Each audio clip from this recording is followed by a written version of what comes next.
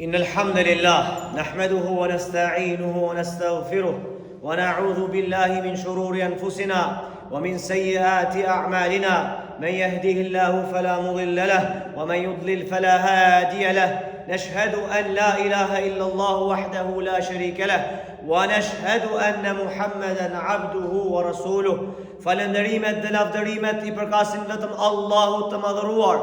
Atë e falenderojmë dhe vetëm prej Tij falje dhe ndihmë kërkojmë. Kërkojmë mbrojtje për Allahut që të na ruajë nga të këqijat e vetvetes tonë dhe nga të këqijat e veprave tona.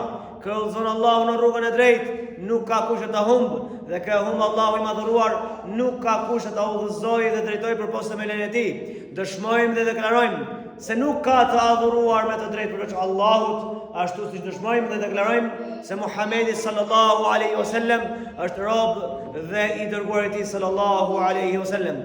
O ju vëllezër musliman, o ju vëllezër të nderuar, kijani frikën Allahut azza wa jall me një frikë të denjë dhe mos vdisni ndryshe vetëm se duke qenë musliman. O ju musliman, dijeni mirë se lidhja më e fortë me Allahun, lidhja më e mirë me Allahun Gjelle Gjelaluh, pas si të kemi dëshmuar fjalën La ilaha illallah Muhammedu Rasulullah, është namazi. As-sala, as-sala, wa ma malakat aymanukum, namazin, dhe çfarë keni në përgjithësi tuaja, tha pejgamberi alayhis salam në momentin e tij të fundit në agoni të vdekjes. Pra namazi o vëllezër është lidhja më e fortë e jona me Allahun subhanahu wa taala. Prandaj ta mbajmë fort këtë lidhje. Prandaj dhe Allahu I madhëruar tha, kanë shpëtuar besimtarët e vërtet, të cilët janë të devotshëm me namazin e tyre, të cilët e falin namazin e tyre me frikë respekt ndaj Allahut subhanahu wa taala.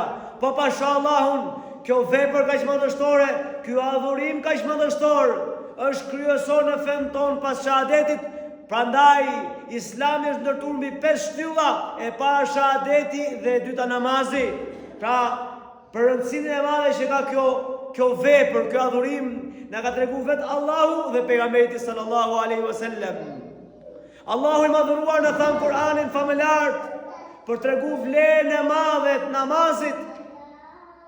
Tha ma salakakum fi saqar qalu lam nakum min al-musallin.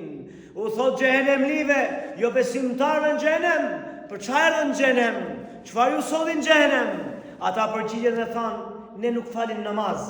Subhanallah, gjëja e parë, gjunau I parë që kanë bërë ata, nuk kanë fal namaz.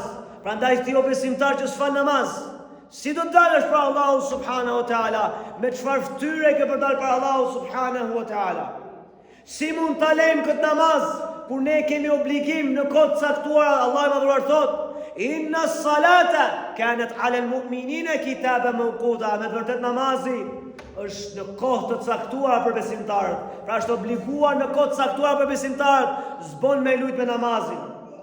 Namazi është shumë I rëndësishëm, aq I rëndësishëm sa që nëse ne e lejmë, do të na kap poshtrimi, do të na kap, domethënë do ta ulim kokën shumë poshtë dhe do të poshtrohemi. Sepse Allahu I madhëruar tha, nëse ata e falin namazin, atëherë edhe japin zeqatin, ne do t'i bëjmë më këmbës në tokë. Pra Allahu do të na bëjë neve të parat e tokës, ne besimtarve. Apo e kundërta, nëse e lejmë namazin, kemi për të poshtruar dhe kemi për të nejtë poshtë të tjerëve, poshtë jo besimtarve. Allahu na ruaj. Namazi aq I rëndësishëm është në jetën tonë, saqë Allahu I madhëruar tha, inna salata tanha 'anil fahsha'i wal munkar.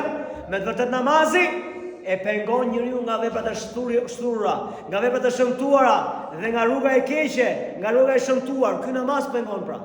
Nëse ne falim mirë, Allahu I madhëruar ka për të na ruajtur nga shumë gjëra të këqija. Dhe do ta përfundojmë me këtë hadith pejgamberit sallallahu alaihi wasallam I cili flet për vlerën e madhe të namazit, ku thot, gjëja e parë që do të pyetet robi në ditën e Kiametit, kush është? Pasuria, familja, kush është? Tha, gjëja e parë që do të pyetet besimtari në ditën e Kiametit është namazi. Nëse namazin ka në rregull, çdo vepër do t'i lehtësohet. A nëse namazin e ka të mangët dhe nuk e ka në rregull, atëherë gjithë veprat e tjera do t'i ketë vështirë me e kalu. Prandaj o vëllezër, Kjo është porosia ime, t'ja keni frikën Allahut, ta falni namazin sa të keni mundësi, se pash Allahun vjen një ditë që do të largojmë nga kjo botë, po me sa do largohemi pra? Me çfarë do largohemi? Pa vepra të mira, pa namaz, pa këtë lidhje të madhe me Allahun subhanahu wa taala. Do ta dish se kush je, shiko si je me namazin. Wallahi namazi është peshorja e ditës së besimtarit. Nëse besimtari fal 5 kohë, le ta peshoj vetëm tash çfarë ndikimi kanë këto 5 kohë unë. Unë që falem, a i hap syt në haram, a shoh femra të huaja? Nëse po, namazi jote shumë i dobët. Është me pikpyetje.